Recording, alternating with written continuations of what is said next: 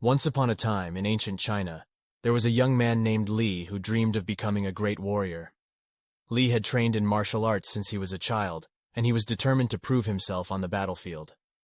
One day, Li went to see the famous philosopher Confucius to seek his advice. "Master Confucius," he said, "I have trained for years, but I still feel like I'm not making progress. I'm afraid I'll never become the warrior I want to be." Confucius smiled and replied, "My dear Li, remember this. It does not matter how slowly you go as long as you do not stop. Perseverance is the key to success." Li wasn't sure what Confucius meant, but he thanked him and left, still feeling discouraged. However, as he walked home, he saw a tiny ant climbing up a tall tree. The ant was taking small steps, but it never stopped, and eventually, it reached the top. Li realized that Confucius was right.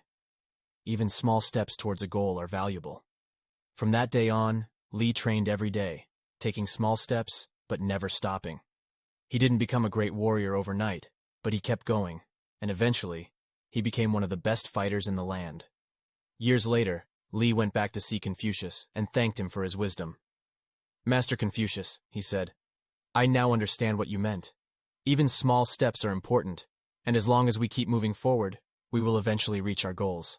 Confucius smiled and nodded. "Indeed, my dear Li.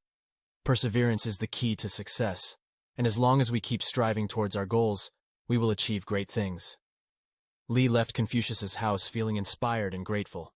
He knew that no matter what challenges he faced, he would never give up, because he knew that as long as he kept moving forward, he would eventually reach his dreams.